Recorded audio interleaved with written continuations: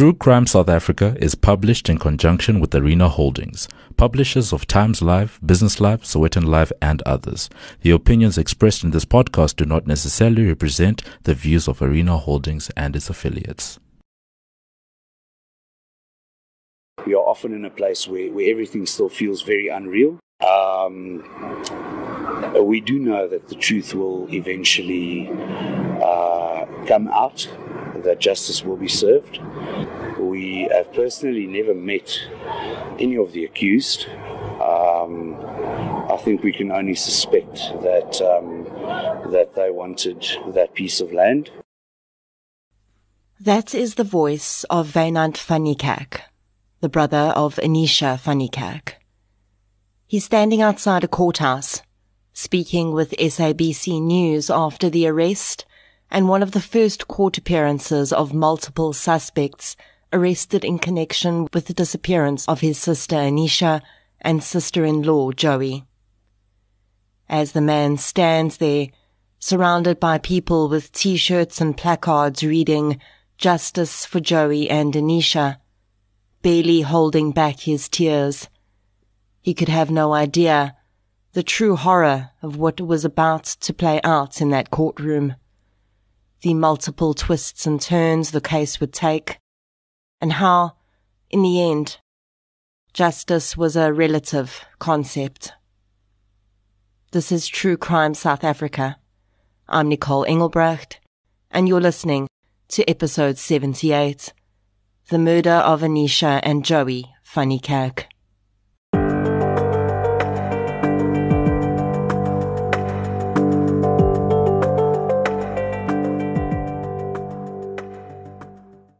This episode is sponsored by CBS Justice. This weekend's TV must-watch will be a brand new episode of original true crime series Murder First on Scene, coming on Sunday to CBS Justice. Witness the twists and turns of a murder inquiry through the eyes of specialists, from forensic officers and medical examiners to cybersecurity experts and prosecutors, as they battle to preserve crucial crime scene evidence. 5 new episodes from the 24th of April to the 22nd of May at 7 p.m. on DSTV channel 170. A huge thank you to CBS Justice for sponsoring this episode of True Crime South Africa. Before we get into today's episode, I'd like to thank our new Patreon supporters for the week. A huge thank you goes out to Sinead Wilhays for your support on Patreon. Thank you so much for your support, Sinead. It really does make a huge difference. If you'd like to support the show on Patreon or PayPal, I'll leave a link in the show notes. If you like discounts, because who doesn't, head over to King Online for your health and beauty needs, Print Crowd for all your printing requirements, and use the code TCSA10 at checkout for 10% discounts and support the show at the same time. You can do the same when you order from Wallpaper Online by using the code TRUECRIME at checkout. Other forms of support that make a huge difference include following the show on social media, inviting your friends, family, postman, hairdresser, and parole officer to listen, and leaving reviews on the podcast platform you use to listen.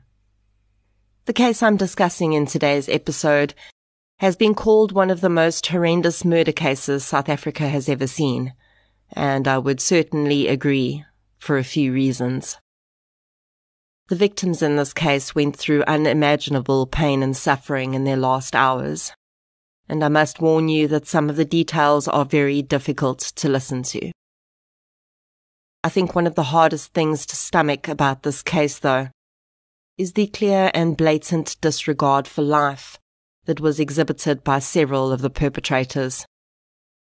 As you'll hear, some of them were even involved in other cases of violent crime, and we can consider at least 3 of them as serial offenders. While most of the blame would fall predominantly on the man who was believed to have planned the murders, almost all of the people involved here seem to be seriously errant individuals. And the interesting thing is, they're all from very different backgrounds. We've got different age groups, racial groups, genders, and socio-economic backgrounds. And somehow, as in some of the other cases we've seen where groups commit crimes like this, they all found one another and went on to commit horrendous deeds together. While Joey and Anisha's deaths were horrific enough, it would soon become clear that for at least two of the perpetrators, these were not their first murder victims. Research for this episode came from many media articles, as well as the episode of Strangers You Know and some court testimony I was able to find. I'd like you to know that NJ from A Crime Most Queer also covered this case on his awesome podcast.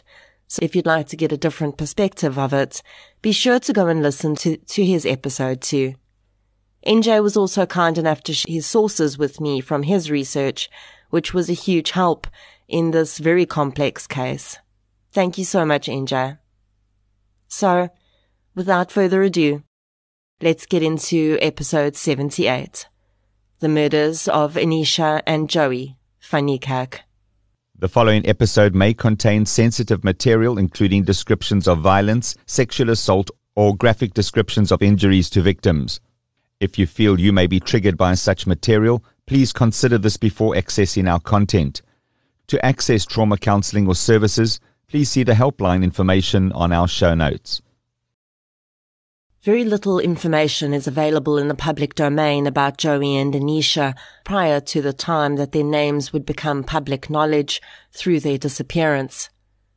Sometimes in such cases, it's difficult to get a good sense of what a victim was like as a person without speaking to someone that knew them personally. But I think in this case, both Anisha and Joey's families so clearly represented what they were about that we almost do know. Reading information about what they were doing in the days before their disappearances also helps to give us a good sense of who they were. And then there are photographs, especially the ones of them as a couple. And sure, photographs can be posed, but there are certain things you can't fake in a photograph. Things like closeness and real happiness. Those things shine through in smiles and glints in eyes, easy hugs and affection. These are all the elements I see when I look at photographs of Joey and Anisha together, as well as them with their friends and families. In one photograph of Joey and Anisha, they wear t-shirts. One says, "I'm with her," and the other one says, "She's with me." And the couple were very clearly deeply in love. The picture exudes love, a deep connection and complete comfort in one another's presence. Anisha and Joey married on the 5th of November 2014. Anisha had purchased a plot of land in Mooinooi, and it was here among horses, stretches of greenery and farm life that the women made their home. The photographs of the women with their family tell me that they were truly family-orientated people. You can tell the difference between a photo taken because you're at a family reunion and you don't actually want to be there, and you're actually just smiling because someone said, "Say cheese." And the type of family photo where those pictured actually do want to be there. They're actually happy to be around one another, missed each other, and aren't thinking about when it would be a good time to go home. Joey and Anisha seem to seamlessly fit into one another's families, and that too is rare. Anisha was clearly an animal lover. There are tons of photographs of her with dogs, horses, and many other furry creatures. There are some words that jump out at me as I look at the few of available pieces of information about Joey and Anisha. Love is a huge one. Kindness is another. And happiness is the third. They both look like the type of people you could very easily start up a conversation with and chat for a bit, even if you're a complete stranger. And there's a sense that if you meet them again, you'd always be welcomed as an old friend. Love, kindness, and happiness seemed to surround the women as they started their life together on the small holding in Moinoi.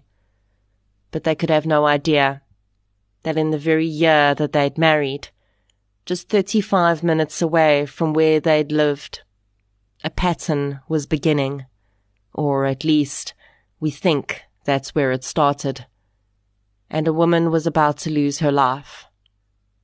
Because although this episode is titled with the names of Joey and Anisha, I cannot completely tell you their story without also telling you the story of another woman, Amanda May Janse van Rensburg. Amanda May Janse van Rensburg had only been married to her husband George for 4 months, when on the 24th of June 2014 she was found shot to death in her home. A completely devastated George told a reporter that they were planning on getting his wife, who was nicknamed Mandy, her new ID document the following week. With her ID still bearing her maiden name, it would be by that name that she would forever be known in media articles and eventually in court records too. Mandy's murder was initially labelled a farm attack. Like Anisha, Mandy owned a small holding on which she and George lived. They also had tenants. One was Natasha Kutsa. The other was a man who ran a panel beating shop from the premises. His name was Koos Strydom. Koos had been in discussion with Mandy before her death. He was interested in buying her small holding for a handsome fee. In fact, he said, they'd even signed paperwork to the effect. As an added precaution, Strydom would later tell police both he and Mandy had taken out life insurance on one another to the value of the amount on the offer to purchase. Strydom said that this was done in case something happened to one of them in the process of the deal, to ensure that neither one would be out of pocket. Now, in my opinion, this is a bit of an odd arrangement, but indeed, after Mandy's death, despite protests from her husband, 1.8 million rand was paid out to Koos Strydom. He very happily pocketed the money and moved on to purchase a piece of land closer to Moinoi.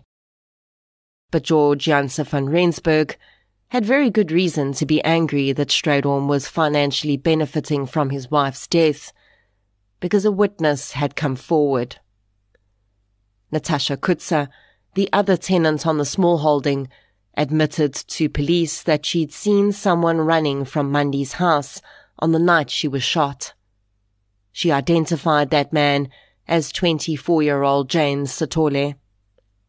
Sithole worked for Koos Strydom in his panel beating business. The man was a Mozambican national, but had seemingly been living in South Africa for a good portion of his life.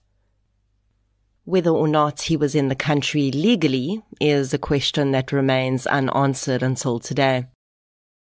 With this eyewitness testimony and the significant financial benefits Strydom had gained from Mandy's death, police started to put 2 and 2 together, and suspicion began to shift in Strydom's direction. In order to bring a case against him, though, police knew they needed Natasha Kutsa's testimony, and that seemed to be no problem. She was more than willing to testify, she said, until she disappeared. Suddenly, Natasha Kutsa, the vital witness, was no longer answering the investigating officer's phone calls. When he went to her new place of residence, where he'd visited her in the past, she wasn't there either. None of her friends or family knew where she'd gone. The woman had simply disappeared into thin air, and along with her, not so incidentally perhaps, so had the case against Koos Strydom and James Sithole. If police wanted to get justice for Mandy Janse van Rensburg, they were going to have to find more evidence. In the meantime, Koos Strydom moved on and he too married. Between 2014 and 2017, Koos, who was in his 50s, met and married a young woman less than half his age. Mersha van Roy, at 21, was in fact almost 10 years younger than her new stepson, Koos's son from a prior relationship, Vincent, who was 30. After marrying Mersha, Koos fathered several children with her, and they all lived a relatively good life on the small holding he'd purchased close to Mooinooi, with the money from Mandy Janse van Rensburg's life insurance. But despite this financial windfall, Koos had continued to run his panel beating business, and soon it had new premises when Koos started to rent a piece of land from Anisha van Niekerk on her small holding in Mooinooi. Mooinooi is a small town in the northwest province of South Africa. It's roughly about halfway between Brits and Rustenburg. The town is predominantly centered around platinum and palladium mining. We don't really know what Anisha or Joey's opinion was of Koos Strydom, but as far as a landlord-tenant relationship went, they seemed to have a civil arrangement for the most part. Koos still had James Satorli on his payroll, and the man was often at the panel beating shop, and James's younger brother Jack had now been added to the mix too. Anisha and Joey would have regularly seen these men on their property. They would have gotten used to their faces and likely waved to them as they headed off for work in the mornings, and the men were arriving to meet Koos in the panel beating shop. Anisha and Joey had no idea who these men really were, their backgrounds, and what they were actually capable of. Soon, Koos approached Anisha with an idea. He wanted to purchase the small holding from her. Initially, Anisha wasn't keen on the idea, and she turned Koos down, but he was persistent, and eventually she threw a number at him. 2 million, and the small holding would be his. To her face, it seems Koos acted like this would be no problem, because days later, Anisha would casually mention to her brother that she might have a buyer for her land. Despite Koos's bravado to Anisha's face, though, it will later be revealed that he did not have the money to buy the small holding at that price, and it is perhaps at this point that he began to consider a different option. In early December 2017, though, all thoughts of property sales would be put on the back burner for Anisha as she experienced a personal tragedy. Her father passed away, and her days became filled with the practicalities of such a loss, planning a funeral and meeting with family to make arrangements and console one another. On Saturday the 9th of December, Anisha's family gathered at the small holding to start making arrangements for her father's funeral.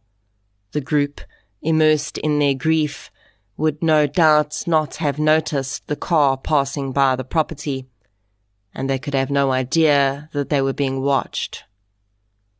With the initial arrangements in place, Anisha's family left Mooinooi and headed back to their own homes in Pretoria.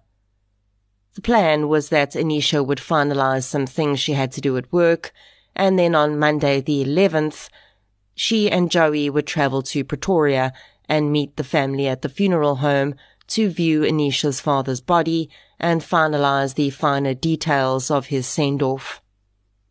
Anisha's brothers hug their sister and sister-in-law, believing they'll see them in just 2 days' time.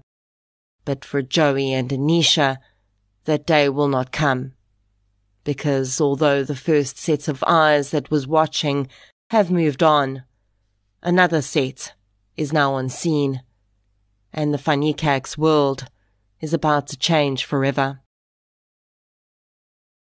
While Anisha and Joey were dealing with their grief, on the Strydom small holding down the road, Koos was putting a plan into place. I would usually save the details of the crime for the trial phase of the episode, but I think that the complexity of this story begs to be told precisely chronologically, so that you know exactly what was happening behind the scenes, while Anisha and Joey were just going about their lives, completely oblivious to the danger that lurked all around them. Around the same time that Anisha was receiving the devastating news of her father's death, Mersha Strydom, Koos's young wife, was carrying out an instruction. Koos's son Vincent was at the time dating a woman called Marushka, and in early December, Mersha had given Marushka a shopping list of items she needed and sent her into town to buy them. The items on the list included cable ties, the heavy-duty type was specified, and duct tape. Marushka duly purchased the items and handed them over to Mersha. Also around this time, Koos's employee James Sitole made a call to a friend of his. The man, Nelson Malate, would later say that James was really vague on the phone when he'd called him to say he had some work for him to do. James referred to the job as piecework, but said that Malate would need someone to help him and that he should come to the Strydom smallholding and he would get more information about the job. 2 days later, while Anisha was still dealing with the initial shock of her father's passing and Joey was doing her best to support her grieving wife, Nelson Malate met up with Sitole and Strydom at the Strydom property. He'd brought with him a friend called Elliot. It was then that he was informed that the job involved kidnapping 2 women. Strydom claimed that they were business associates of his. It would be a really easy job, he said, like taking candy from a baby. All he needed to do was secure the women and then transport them to an arranged meeting place. Strydom said that he and his crew would take it from there. Nelson Malate later admitted that he had initially agreed to do the job. The men eventually agreed on 50,000 rand in payment for the kidnapping, but Nelson perhaps doesn't entirely trust Strydom because he insists on a deposit before he does anything. He also says that he's going to need a gun to ensure the women comply.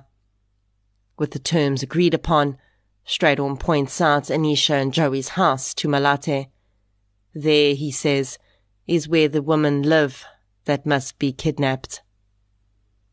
The next day, James Sitole arrives at Malate's home and hands over the deposit. The gun, Sitole says, is being arranged by Strydom's wife, Mersha, and as soon as she has it, they'll hand it over too. Vincent Strydom, Koos's son, would play a pivotal role in filling in the details of this crime and proving its premeditation. He says that on the 8th of December, his father told him and his girlfriend Marushka that he had a plan to take ownership of the Van Niekerk's land. Koos told his son and Marushka that he was going to kidnap the women and force Anisha to sign an offer to purchase he'd drawn up. This offer to purchase, of course, detailed a significantly lower purchase price than the 2 million Anisha wanted. There was no doubt, Vincent says, that the women would not be left alive. The man claims he tried to talk his father out of the plan, but there was simply no convincing Koos that this was a bad idea, and so Vincent and Marushka went on about their lives, knowing full well that within the next few days, 2 innocent women were about to lose theirs. On Saturday the 9th of December, as the Van Niekerk family gathered at Anisha and Joey's house, Malate and his crew arrived at Strydom's smallholding.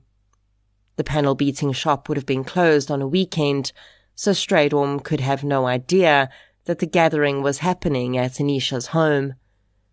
Perhaps as some form of insurance, Koos had hired a 3rd man to add to Malate's team. Moses Rakubu would later testify that he was paid 2,000 rand to go with Malate and Elliot to kidnap the women. Malate was given a gun that Mersha had procured, and the 3 men were given uniforms that would help them to pose as Eskom workers. The idea behind this was that, dressed as employees from the power company, the men would be able to gain access to Joey and Anisha's home by claiming they needed to check their electrical connections. Malate says that Mersha Strydom told him that once the job was done and the women were handed over, she would ensure he got the rest of the money. Malate and his crew leave the Strydom property and drive to the Van Niekerk smallholding. But there they find many cars and people. Malate will later call the gathering a party, which understandably Anisha's family takes exception to, as the reason for the get-together was less than jovial. Malate decides that the spanner in the works is a sign.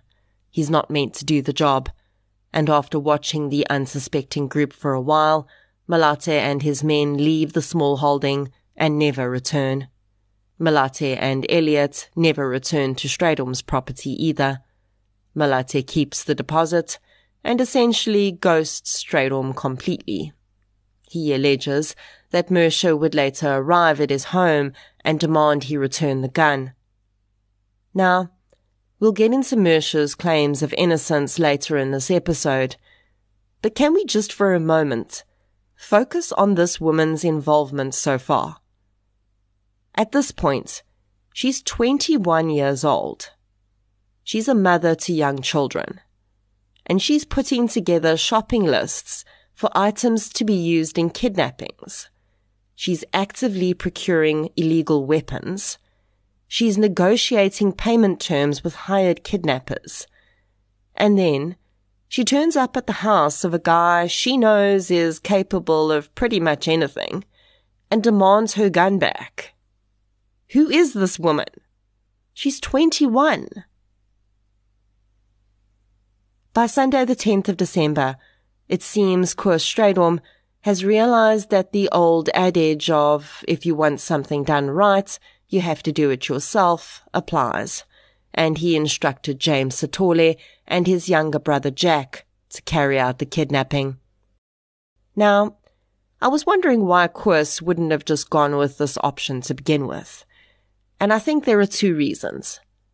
Firstly, Anisha and Joey would likely have recognized James, and probably Jack as well, which may have made taking them by surprise more difficult. The other reason, I think, is that James Sithole had already been implicated and linked back to Strydom in the murder of Mandy Janse van Rensburg. In fact, at one point, James had been arrested and charged. But when the main witness disappeared in that case, the charges had been withdrawn. I think that Strydom realized involving the same man in a very similar crime was a recipe for disaster. And he was right. It was. But he did it anyway, because his greed clearly overrode any concerns he had. And I'm sure Strydom thought he could just talk himself out of any trouble again, like he had before. Probably more than once. Strydom leaves his property for the day. He wants to be far away from Mooinooi when Joey and Anisha disappear.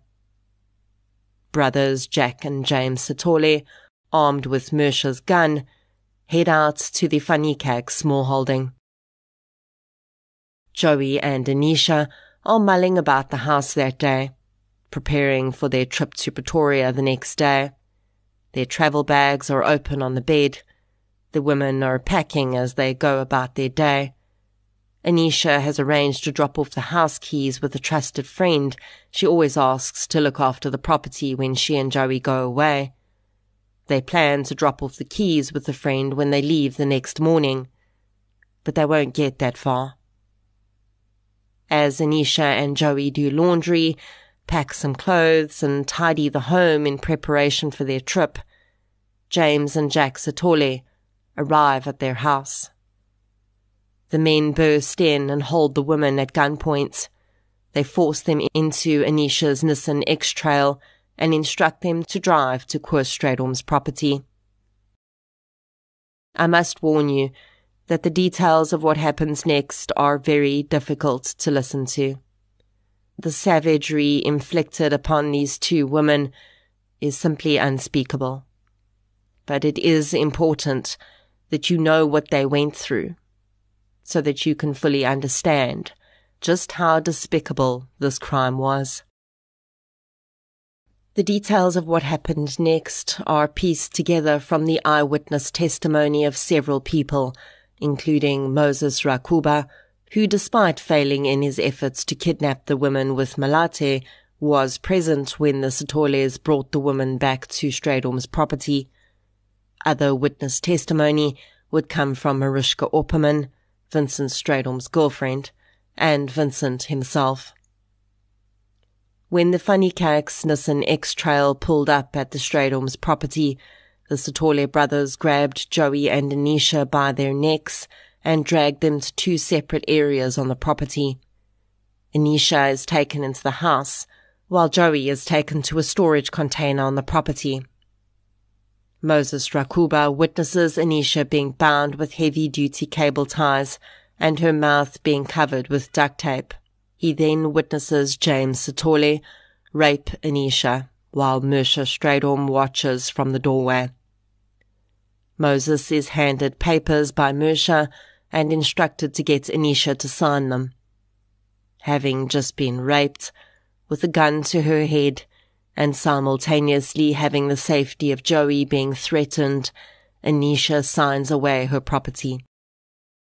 Mariska Opperman would later testify that she too had witnessed Anisha being raped, and that she had noticed that the cable ties and duct tape she'd purchased for Mersha were being used to restrain the woman. James Sitole then tells Moses to check on what's happening with his brother and Joey. Sadly, it would later be revealed that the women were suffering the same fate at the same time at the hands of the Sitole brothers. While James Sitole was raping Anisha, Jack Sitole was raping Joey. When Moses enters the shipping container Joey is being held in, he witnesses this rape. Shortly after, James Sitole drags Anisha into the container. The women are bound again, and then Jack Sitole proceeds to rape both women again, while Mersha, James, and Moses watch. Moses would claim that he found it extremely difficult to watch the scene unfold, and that the obvious terror from the women was more than he could bear, and despite being threatened by James, he'd fled the container more than once during the attacks. Joey and Anisha plead for their lives, and when they're asked for the PIN codes to their ATM cards, they quickly provide them, hoping perhaps that this will save their lives. Meanwhile, cell phone records show that Mersha calls her husband to let him know that the paperwork has been signed. The next call log from Stradom is to James Sitole, in which he instructs the man to kill Joey and Anisha. The cause of death for both women will never be categorically determined, for reasons I'll discuss a little later. And reading through various accounts, there are actually two versions of how Joey and Anisha died. One is that they were strangled and then shot. The other is that nooses were placed around their necks and they were hoisted into the air in the shipping container and essentially left to hang until they were no longer breathing. With all that these women had already endured, I honestly don't know which probability is worse, if any. But considering how absolutely savage the attacks had been up until that point, unfortunately I seriously doubt that these people were concerned about ending their victims' lives quickly and painlessly. Early testimony in this case would allege that Anisha and Joey's bodies had been burned immediately after their deaths, but Vincent Stradom and Mariska Opperman would provide an alternate version of how this had gone down. When it was clear that Anisha and Joey were no longer alive, James rolls up Anisha and Joey's bodies in carpets and takes them down to a stream on the Stradom's property, where he leaves them. When Koos Stradom arrived at the property shortly afterwards, he and his son Vincent go down to the stream to look at the bodies. Stradom is allegedly annoyed that James Sithole has just left the victims there and instructs the man to finish what he started. It is at this point that Anisha and Joey's bodies are placed into metal bins. Their clothes are placed inside the bins as well, and additional rubble and kindling is also put inside. Everything is then doused in petrol and set alight. Koos strikes the match that starts each fire, and Mersha, James and Jack watch as the bodies are burned. James Sithole then brings another man into the mix, Alex Maddow. He calls his friend and tells him to come to the Stradom's property. Alex is given the victims' bank cards and PIN numbers and told to withdraw cash and swipe for other purchases. He proceeds to go on a spending spree with the cards. Maddow will deny he ever knew that the cards belonged to two deceased women. He claims that he believed the cards belonged to James. This despite the cards probably having the women's names on them, and the fact that he had no problem going way over the amount James told him to withdraw. After many hours of burning, the remains of Anisha and Joey were retrieved from the bins. Larger pieces of bone were smashed with a hammer and placed into bags. The remains were then, at least initially, disposed of at the stream on the property. They would later be moved to a completely separate area off the Stradom's property near the R104. On Monday the 11th of December, when Anisha and Joey did not arrive to meet their family at the funeral home in Pretoria, and they were not answering their cell phones, their families immediately became concerned. This was not a casual coffee date they'd missed. It was the viewing of Anisha's father's body and final preparations for the man's funeral. These family-orientated and reliable women would never miss something like this without notice. Joey's brother-in-law Kobus decides to head out to Mooinooi to find the women.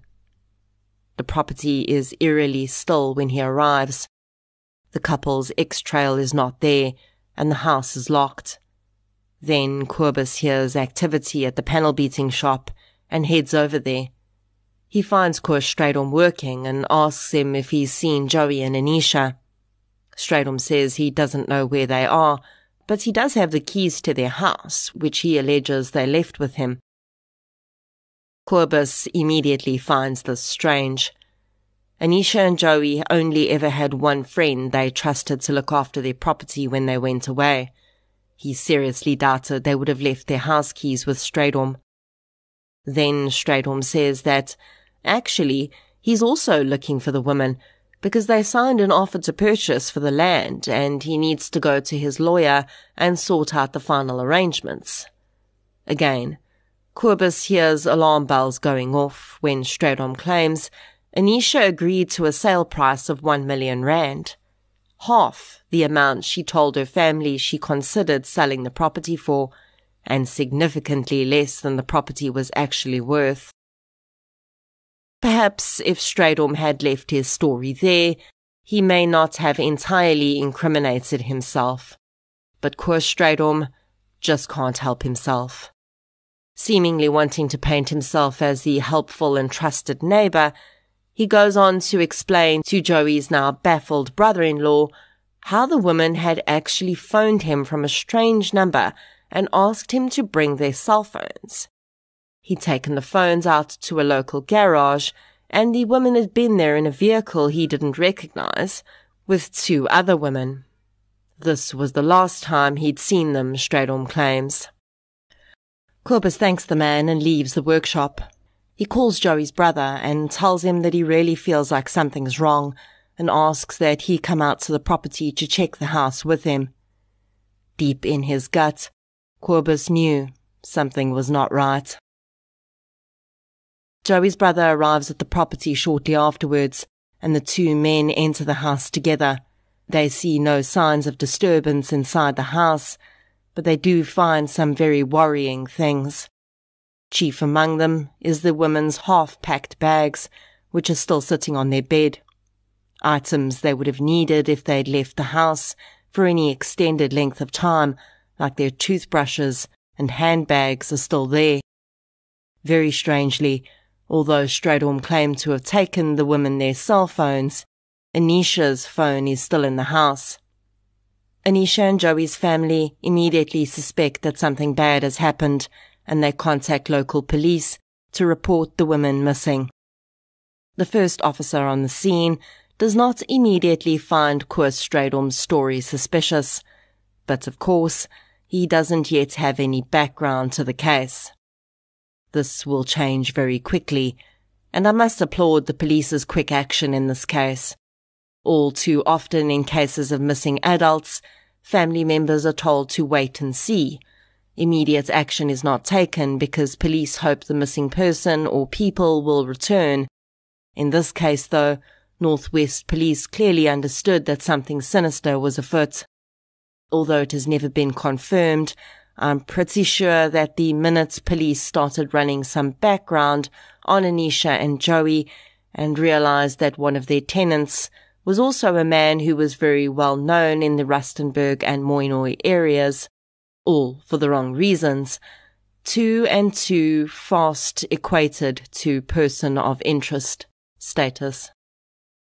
The very next day, police executed a search warrant on the premises of Koos Strydom, both at his shop, at Anisha's property, and his home. While nothing of significance was found at the panel beating shop, his home was quite different. The first sign that something was off was all the cleaning that was going on. It would later be revealed that pool acid and several other chemicals had been used by employees of Strydom to clean the areas of importance in the case.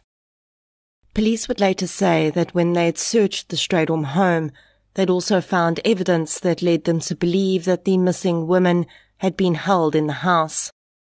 The nature of this evidence was never disclosed. On the 13th of December, police issue a warrant of arrest for Koos Strydom. He's located in the parking lot of a grocery store in Mooinooi and arrested. For 2 weeks, the man would amazingly claim he didn't even know what he was being arrested for. Later that same day, the Satole brothers are arrested at their home. Although none of the 3 in custody are talking, ATM records reveal the transaction on Joey and Anisha's bank cards, and CCTV footage, combined with facial recognition searches, identify Alex Maddow, a known criminal, as the man who used the cards. He is arrested the following day. By this time, Anisha and Joey's families were already well aware that things did not look good for a positive outcome. The women were still technically considered missing, but when the 4 men appeared in court for the first time on the 15th of December, it became clear to all that police had little hope for the safe return of the couple.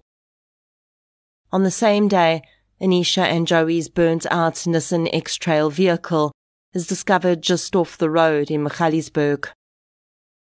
Although exactly when witness testimony started to be fed to police is uncertain, the charges would indicate that someone, likely either Moses, Vincent or Marushka, had already spilled the beans, as the 4 men were charged with murder, rape, kidnapping, robbery, and unlawful possession of a firearm.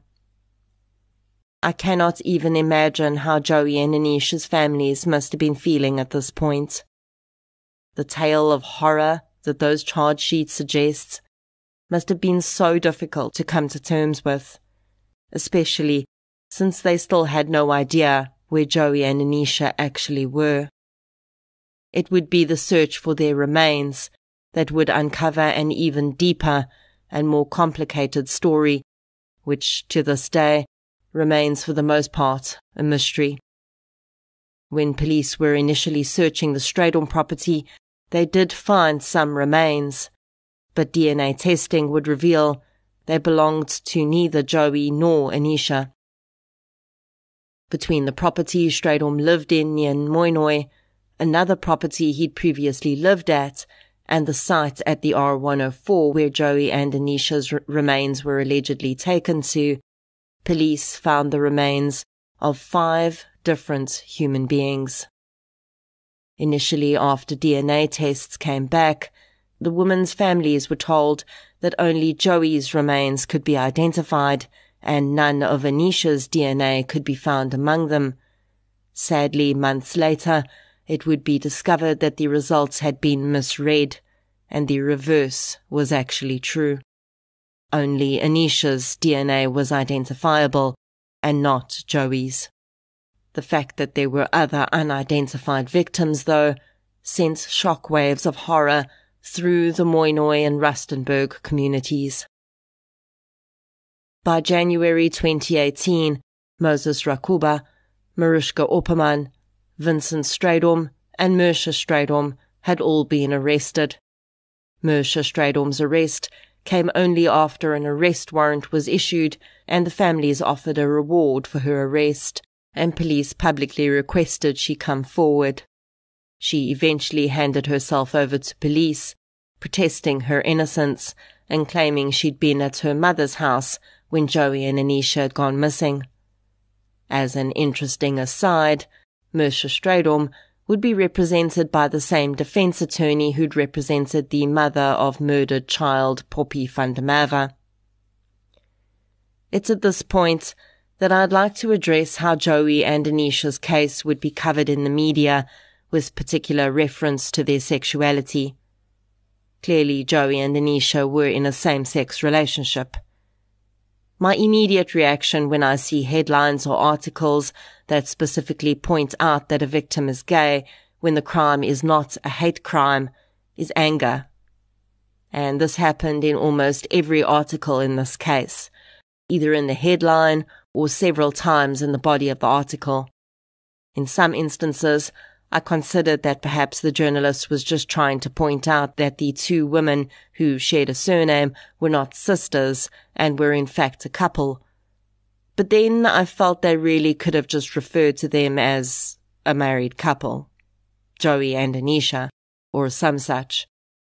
Then, in my research, I came across several LGBTQ+ organizations that actually accused some publications of attempting to erase Joey and Anisha's gay identity by not mentioning that they were a couple. So I guess there's that to consider too. I still don't feel that they needed to have labels added to their names in headlines, and a reference to them being a couple in the article would be more than sufficient to acknowledge their relationship without such references somehow separating them as victims. For me, this type of reporting becomes really problematic when the perpetrator is a member of the LGBTQ community, because then people with homophobic issues find an outlet to spew their hatred and somehow link it to the person's sexuality when one has absolutely nothing to do with the other. Now, this is my opinion as a person who is not a member of the LGBTQ community, but who does consider themselves to be an ally. So really, my opinion on the matter counts far less than someone with an actual lived experience as a gay person. But there it is. Joey and Anisha were human beings who loved and were loved.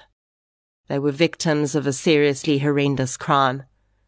They also happened to be in a same-sex relationship. Full stop, as far as I'm concerned. Despite the speedy arrests in this case, justice for Anisha and Joey would take far longer than it should have to be delivered. Whenever there's a case with so many defendants, there are almost always huge delays. Often the defendants will all have their own lawyers, and if those are legal aid lawyers, they may not be able to represent the defendant throughout the entire drawn-out trial, and with every representation change, more delays happen. In this case, the prosecution would eventually admit to the judge that the case was so complex that it was taking far longer than they expected to prepare for trial.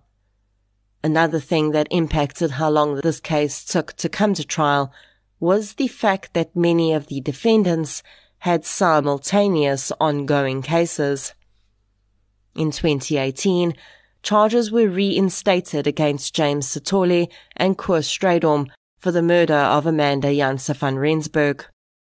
When Alex Modau had been arrested, his DNA flagged in the system to 5 unsolved rape cases, which had been committed between 2008 and 2010 in the Mooinooi area. He was charged with these rapes while being held for his involvement in the murders of Joey and Anisha. He was also linked with 3 unsolved housebreaking cases. While awaiting trial for his involvement in the murder cases, Modau was handed down a life sentence for one of the rapes, plus 15 years imprisonment for each of the other 4 rapes, and 10 years each for the housebreaking charges. I just want to reflect on the magnitude of this for a bit. We already know the remains of at least 5 human beings were found on the properties linked to Strydom. So that's at least 5 murder victims, plus Amanda Janse van Rensburg makes at least 6. We don't know what happened to the witness Natasha Kutsa in Mandi's case. No one knows where she is. I truly hope she's not murder victim number 7. Then, Alex Modau was found to be a serial rapist with at least 5 victims. These are just the ones he could be DNA linked to. Brothers Jack and James Sithole raped Anisha and Joey. There is absolutely no doubt in my mind that this was not the first time they'd raped someone. How many rape victims are they responsible for? The legacy of horror that these men have left in their wake is just mind-blowing. In March 2018, Anisha's family held a memorial service for her, stating that although the case was ongoing, holding a service would at least see part of their journey concluded while they waited for the trial. Ongoing and multiple bail applications would be made by all accused. Eventually, Mersha was granted bail, but Koos, Jack, James and Alex were denied bail. Marushka, Vincent and Moses would all turn state witness in order to avoid legal action for their parts in the crimes. Their testimonies would be pivotal in securing the case against the remaining 5 accused. The 3 who chose to become state witnesses were also left with no choice but to go into witness protection, as Koos Strydom was making no secrets about his intentions to take out anyone and everyone that could testify against him. This included his own son, and the police officers investigating Joey, Anisha's and Amanda's case. Investigative journalism program Carte Blanche managed to catch Strydom on tape, attempting to arrange the murder of a police officer. Even after this footage aired, Strydom didn't stop his attempts, and reportedly attempted to arrange a hit on the same officer by a prisoner who was about to be released. In the first recorded attempt, Strydom tells the man posing as a hitman that his wife Mersha will pay him, indicating that despite being out on bail, Mersha Strydom was still very clearly working with her husband to silence witnesses. Now, I've spoken about 3 people who turned state witness and were put into witness protection, but there was a 4th, and it's a name I haven't mentioned yet. Wilhelm Loubser was a young man in his early 20s. The exact nature of Loubser's involvement or what he witnessed is not known. Some claim he'd seen Strydom burning Anisha and Joey's bodies, but Loubser's mother denies this. What is known is that Loubser and his family were moved to Zanin under the witness protection program relating to this case. And then, in November 2018, Willem Loubser was killed in a motorcycle accident before he could testify. Initially, there were many rumors that Loubser had been taken out in a hit, and that a taxi involved in the accident had purposefully driven into him and then over him. But Loubser's mother emphatically denies this, saying it was nothing more than a tragic accident. Despite this, the rest of the Loubser family were immediately relocated by the Witness Protection Program to a new and undisclosed location. The trial of the 5 remaining accused eventually began in 2019, with even more horrific evidence emerging around the suffering that Joey and Anisha had endured before their deaths.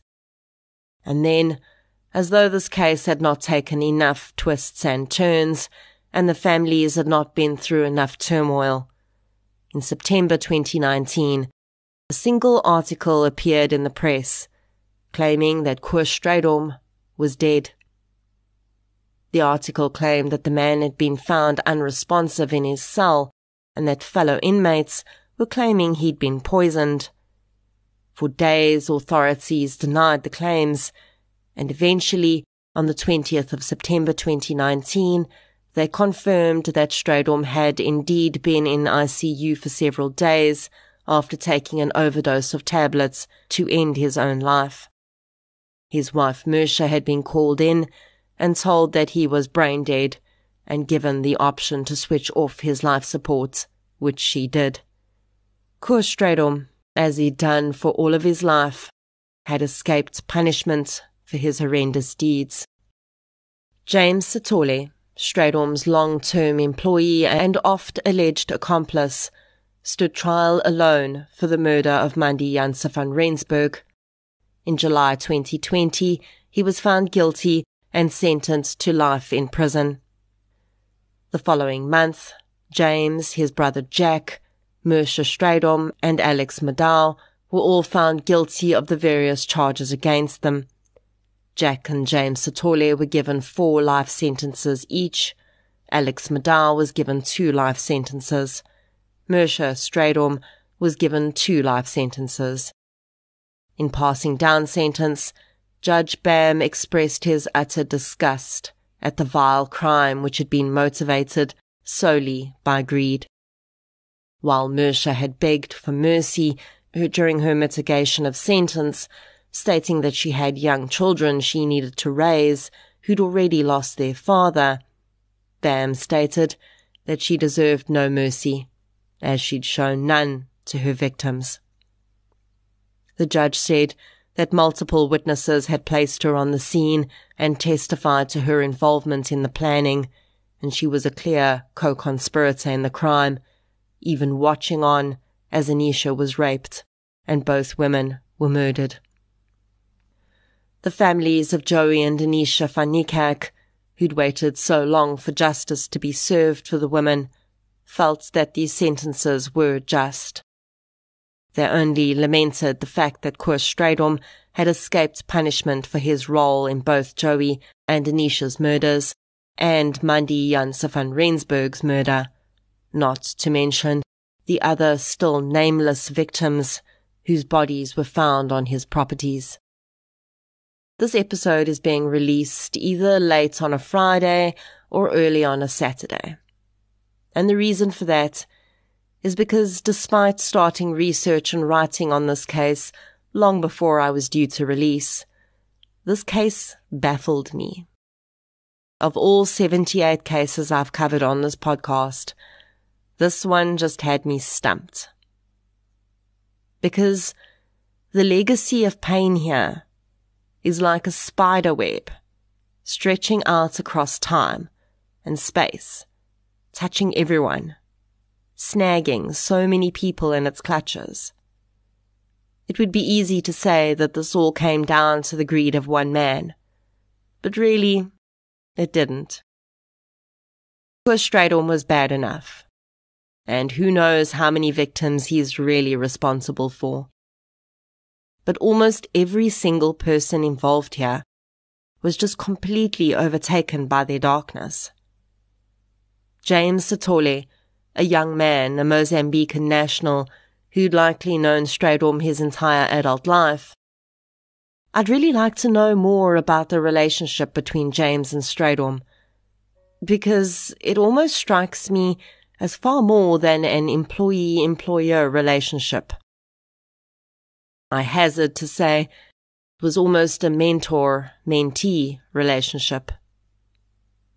Then James's younger brother comes along, who was just 18 years old when he raped and helped murder Anisha and Joey. He was alleged to have been involved in Mandy Janse van Rensburg's murder too, but was never charged because he was a minor at the time. The investigating officer in this case called him one of the only 18-year-olds he'd ever met that was completely without any trace of conscience. Alex Maddow, who despite only playing a relatively small role in these murders, was proven to be a serial rapist. And by the way, that's the value of taking offender DNA. Those types of linkages. I've already discussed how uniquely terrifying I find Mersha Strydom to be. Her cold and calculated actions at such a young age are mind-blowing. And again, I'd love to know more about her relationship with her late husband. How did the dynamic of being married to a man more than twice her age play into her psychology? And it is these very questions that had me stumped. Not because I didn't have answers to them, because I likely never will, but because I spent so much time asking myself them. It's a complex riddle of horrific actions by damaged people. And in the end, we need to focus our attention back on what matters. The victims. Amanda Janse van Rensburg was in her early 30s and just beginning her life with her husband. Anisha van Niekerk was a hard-working, fun-loving, caring woman who wanted nothing more than to spend her time with her wife, friends, family and furry companions. Joey van Niekerk was so deeply mourned by her family that the enormous hole she's left in this world seems like it may never be filled. These three women, all different, all special, all just living their lives, until they crossed paths with the wrong person. And suddenly, their legacies would be forever linked. Had Anisha and Joey's case not come to the fore, who knows if justice would ever have been served in Mandy's case. Had none of this ever happened, the unnamed and still unidentified victims of that man would still be laying on his property. Unclaimed, unknown, and lost. Where I can, I like to end episodes with the words of the victims' own family members. They are certainly far more qualified than I will ever be to speak about their own loss and who their loved one was as a person. When Anisha van Niekerk's memorial service was held, a fig tree was planted in her memory. Part of what I'd like to close this episode with is her brother Wynand's words in his eulogy for Anisha about how she represented that fig tree. The other part of it is a transcribed version of something Wynand said in the Strangers You Know episode about this case. Quote, "The wild fig is a unique tree, and Anisha was just as special. Like a wild fig tree's big dense leaves that offer shade, Anisha also radiated love. Anisha was always crazy about a lamb chop and a beer. Like a wild fig tree, Anisha was evergreen, always ready for a hug, a joke and a smile, and always willing to listen or to help. A fig tree attracts all kinds of bird species and animals that eat the fruit. Anisha loved animals too, especially her horses and her dogs. They were her life. Everyone was crazy about Anisha. She was a good friend, a dear daughter, wife, sister-in-law, aunt, as well as an excellent employee and colleague. The year end before they were murdered, we spent a New Year's Eve together. Typically, being South African, we made a braai. We shared champagne together.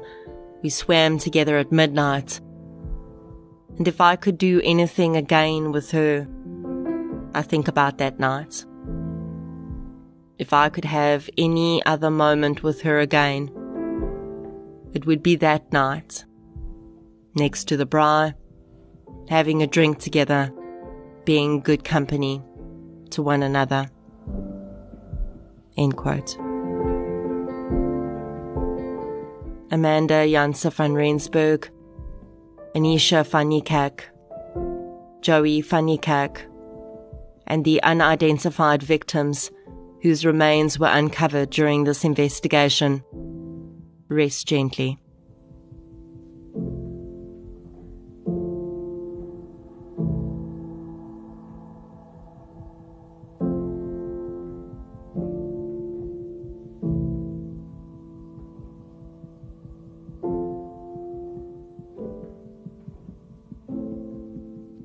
Thank you for listening to episode 78, The Murders of Anisha and Joey van Niekerk. If you'd like to hear more victim-focused true crime content, please subscribe to True Crime South Africa on the platform you're using to listen right now. If you're looking for something still related to real-life stories, but often with a more positive slant, you can check out my new podcast series, I Lived Through This. You can follow both podcasts on social media. We're on Facebook, Twitter, and Instagram. I'll be back next week with another episode. Until then, thank you for your support, and I'll chat to you soon.